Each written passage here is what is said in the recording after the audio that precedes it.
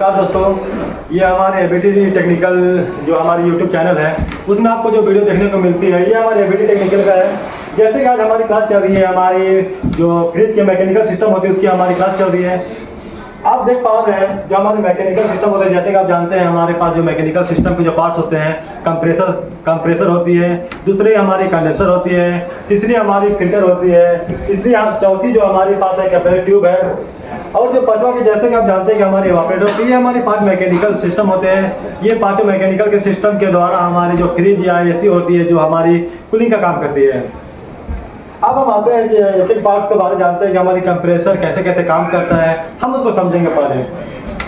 आप देख पा रहे हैं इस कंप्रेसर में कुछ लाइनें दिखाई दे रही है। एक ये सक्शन लाइन दिखाई दे रही है, पहली लाइन इसमें सक्शन लाइन लिखी हुई दिखाई दे रही है। दूसरी लाइन दिखाई दे रही है जिसमें डिस्चार्ज लिखी हुई है, और तीसरी लाइन दिखाई दे रही है गैस चार्जिंग लाइन लिखी हुई दिखाई दे रही है। हम समझेंगे कि इस तीनों लाइन का क्या क्या काम होती है, हम इसको जानेंगे पहले। ये सक्शन लाइन, इस सक्शन लाइन का काम होता है जो हमारे पास गैस होती है, जो गैस होती है उस गैस को लो प्रेशर लो टेम्परेचर के साथ हमारी गैस को ये कंप्रेसर खींचने काम करती है। जैसे वो गैस आती है फिर जो कंप्रेसर जो हमारी पंपिंग करती है लगातार, और जो गैस होती है उसको हाई प्रेशर हाई टेम्परेचर के साथ ये हमारी डिस्चार्ज लाइन से गैस को हम बाहर करते हैं। तो जैसे कि आप समझ पा रहे होंगे कि हमारे पास जो सक्शन लाइन का जो काम होती है ये गैस को खींचना होती है, और डिस्चार्ज लाइन का काम होता है जो हमारी गैस है उस गैस को पूरे मैकेनिकल सिस्टम में पहुंचाना होता है। ये आप समझ गए होंगे। हम आते हैं नेक्स्ट, ये हमारे पास जो मैकेनिकल पार्ट है हम उसकी तरफ आते हैं। जैसे आप देख पा रहे हैं ये हमारी कंडेंसर है। आप सभी को जानते हैं कि जो बताया गया था कंडेंसर, उस कंडेंसर का जो काम होती है, और हम कंडेंसर जो हमारे पास फ्रिज में लगा होता है वो वायरलेस कंडेंसर होता है, ये आप भी जानते होंगे।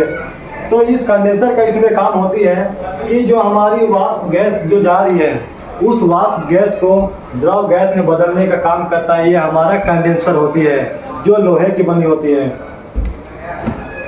आप समझ पाए होंगे कि हमारा कंडेंसर का काम क्या है। हम नेक्स्ट मैकेनिकल पार्ट्स की ओर आते हैं। आप देख पा रहे हैं कि हमारी नेक्स्ट जैसे दिखाई दे रही है ये हमारी फिल्टर है, और आप भी ये जानते होंगे कि हमारा जो फिल्टर जो प्रयोग किया जाता है फ्रिज में वो हमारी ड्रायर फिल्टर होती है। आप देख पा रहे हैं कि जो हमारी फिल्टर इसमें इसलिए लगाई जाती है क्योंकि जो हमारी गैस होती है उसमें कुछ अपशिष्ट होती है, उससे ये छानने का काम करता है। मतलब कि हम सरल शब्दों में समझें तो इसे शुद्ध करने का काम करता है। मतलब कि जो गैस होती है उसको शुद्ध करने का काम करता है ये हमारी फिल्टर, इसलिए लगाई जाती है। यदि इस फिल्टर नहीं लगाया जाए तो हमारी जो गैस होगी और कैपिलरी को ब्लॉक कर देगी। आप समझ पा रहे होंगे। तो अब हम आते हैं नेक्स्ट पार्ट की ओर। जैसे दिखाई दे रही है हमारी कैपिलरी ट्यूब, यहाँ कैपिलरी ट्यूब आप जानते होंगे। जो कैपिलरी ट्यूब का काम ये भी बताया गया कि क्या काम होती है। हम फिर से आपको बताना चाहेंगे कि हमारी कैपिलरी ट्यूब जो होती है ये हमारी जो गैस आ रही है, जो भी हमारी कंप्रेसर के द्वारा गैस निकली हुई है मैकेनिकल पार्ट में, वो गैस को जो गैस की स्पीड होती है उस स्पीड को कंट्रोल करने का काम करता है हमारी कैपिलरी ट्यूब। मतलब जो गैस की जो हाई तीव्रता होती है, मतलब हाई स्पीड होती है, उसे लो स्पीड में बदलने का काम करता है ये हमारी कैपिलरी ट्यूब। तो हमारे पास जो गैस होती है यहाँ स्लो हो जाती है। फिर हमारी नेक्स्ट पार्ट की ओर आती है। तो आप देख पा रहे हैं कि हमारी इवापोरेटर दिखाई दे रही होगी, इसमें आपको नाम दिखाई दे रही है, ये हमारी इवापोरेटर होती है। और आपको ये भी बताएगा कि जो हमारे फ्रिज में जो प्रयोग किया जाता है इवापोरेटर, ये प्लेट टाइप और कॉइल टाइप इवापोरेटर प्रयोग किया जाता है जिसमें हमारी कूलिंग काम होती है। जैसे हमारी गैस आती है इस अवस्था में लिक्विड अवस्था में आती है, और यहाँ पर ये इवापोरेटर का जो काम होती है जो वस्तु और स्थान की जो गर्मी होती है उसको खींचना होता है, मतलब अवशोषित करना होता है। और वहाँ पर जो अवशोषित करने के बाद ये क्या करता है कि जो हमारी कूलिंग का जो प्रभाव होता है उस कूलिंग का प्रभाव को छोड़ देना, ये हमारी इवापोरेटर का काम होता है। तो आप समझ पाए होंगे कि हमारी जो मैकेनिकल सिस्टम 5 मैकेनिकल पार्ट है वो कैसे वर्क करते हैं, आप समझ पाए होंगे।